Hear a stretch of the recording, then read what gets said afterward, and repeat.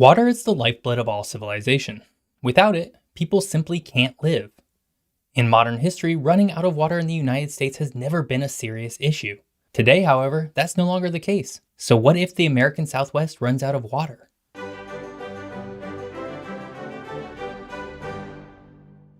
Hello and welcome to What If Geography, where we try and answer the great geographic what if questions of the world. I'm your host, Jeff Gibson, and today we're going to talk about water, or rather the lack of it, specifically for the American Southwest, which has some acute water issues that are caused by natural disaster, population migration, and early 1900s water policies. But before we talk about this dry subject, we need to first talk about everything that's led up to today's looming water disaster. The American Southwest is a naturally dry place.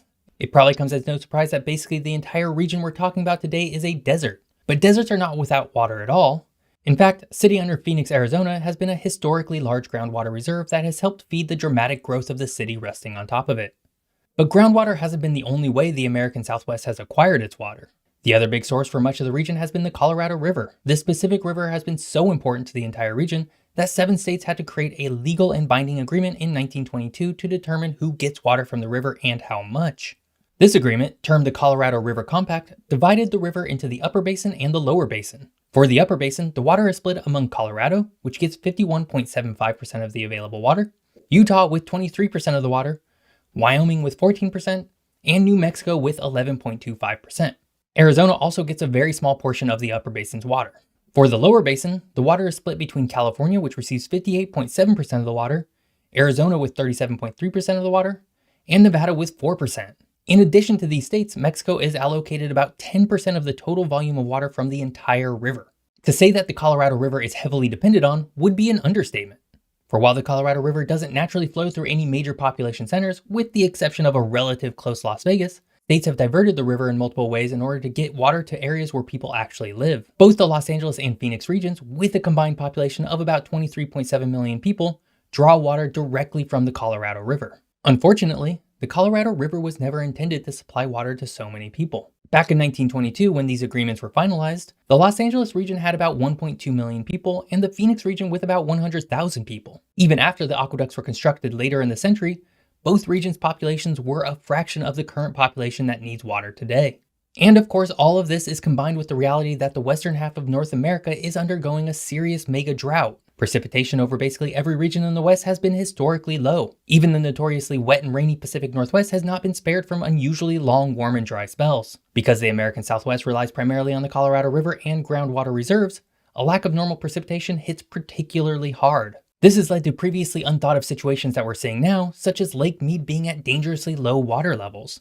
If Lake Mead gets much lower, the Hoover Dam will no longer be able to run and Las Vegas will lose a major source of power. This would be a complete disaster for the city of Las Vegas, of course, but the entire region would also feel the added sting of less water overall. There is so much more to the history of water rights in the American Southwest and the causes of the mega drought. Today's video is not able to cover the intricacies and the complications of why the region is running out of water. Instead, we're going to focus on what happens if they do run out of water. But before we jump into some what if speculation, if you're enjoying this video, now would be a great time to subscribe. More great geography videos are just one click away.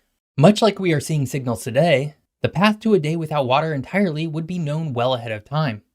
Water is highly monitored and there are systems and checks in place to ensure that one day you won't wake up and just magically find that the tap is run dry. Unless you're pulling from your own unmetered well, of course. The run up to the day without water would not be fun though. Much like we saw in Cape Town, South Africa in 2018, as that day draws closer and closer, there would be a sharp decrease in the amount of water you could use.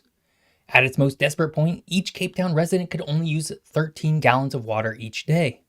To put this into context, the average American shower uses about 17 gallons of water and lasts about 8 minutes. Now think of all the other things you use water for throughout the day. In total, the average American uses just over 100 gallons of water per day for all of their needs. You would need to cut your water usage by about 90% to be at the same point as Cape Town residents were. Of course, this wouldn't just affect you personally. Agriculture markets would also be highly affected, which would have repercussions for the entire country and global markets. Wheat, leafy greens, pecans, grapes, and even cotton are all grown in Arizona. Crops, of course, take a lot of water to grow, and any disruption in their growth would take time to offset from elsewhere in the country. This slow, steady march to a day without water would be felt in all industries and every facet of life within the American Southwest. As people begin to feel the burden of less water overall, they're bound to look elsewhere to move. This would begin what would likely be one of the largest internal migrations in modern US history. Now, Americans are very lucky to live in such a large and varied country. While half the country is essentially under some form of drought-like conditions, the other half still has plenty of water. Migrating from one side of the country to the other is not all that difficult and is certainly easier than immigrating to another country altogether. For this reason, it's safe to assume that as water becomes more scarce, people will look to flee to other regions of the United States that are not water distressed. In particular, the Great Lakes region, New England, the Pacific Northwest, and even Alaska are primed to be on the receiving end of these climate refugees. In many ways, this would be a reversal of the pattern we've seen since about 1970 when people, tired of the winters and relative grime of the Great Lakes and New England cities, flocked to the American Southwest. Only instead of 20 million people migrating over 40 years, we could see as many or more people flee in just a few years. The combined populations of Arizona, Nevada, New Mexico, Colorado, and Utah is about 21 million people. Including California, there are about 60 million people who are in regions that could see water become a scarce commodity. As people flee from these large cities of the American Southwest, we're bound to see a repeat of what happened to Detroit in the early 2010s. As Detroit emptied, large areas of the city were essentially abandoned, and the city no longer had a tax base to pay for its obligations. This led to a decrease in services, which led to more people leaving, and so on. It was a vicious cycle. Only instead of a relatively slow and gradual process, it would happen at a pace that's never before been felt in the United States. City leaders would be left spinning trying to figure out what to do with basically no good options. This, of course, would have reverberating impacts around the entire country and, in particular, the cities that would be expected to absorb these fleeing populations. Our societal systems, such as the freight industry, are finely oiled machines attuned to relatively small amounts of growth. The city of Cleveland, Ohio, for example, can safely secure food for its 2 million people and distribute it to its residents through a network of grocery stores. An extra million added on top of the city over a short period of time, however, would throw this entire system into chaos as stores would become crowded and people forced to ration until industries are able to adapt, which would take years. But where this would be felt most acutely would be in housing. Housing in the country has already not been able to keep up with demand since before the Great Recession. This has led to a dramatic increase in the price of housing and homelessness overall. Each year, the United States as a whole adds about 1.5 million homes, but much of that is already concentrated in the Southwest, the very area where people would be fleeing from. As people flee to cities in the wetter regions of the country, housing stocks would dry up almost immediately. Home prices would skyrocket even higher, and Depression-era shanty towns would likely pop up in every major and minor city. For a single city, such as Cleveland, to be expected to add hundreds of thousands of homes per year would be a monumental task that it's simply not prepared for. The other regions of the country are not ready to absorb millions of climate refugees. It would bring absolute chaos to the everyday lives of people who live in those regions today. Resources would be strained and people would be desperate. Thankfully, this specific scenario is not imminent today. Though there are worrying signs regarding the amounts of water available, the American Southwest won't run out of water anytime soon. That said, it's also not an impossible scenario, and it would be wise for the country and states to begin planning for such an outcome. The American Southwest running out of water is a very scary proposition. Everybody would be impacted by it in some capacity. Unfortunately, with the mega drought not appearing to relent anytime soon, the region will be beset by water issues for the foreseeable future.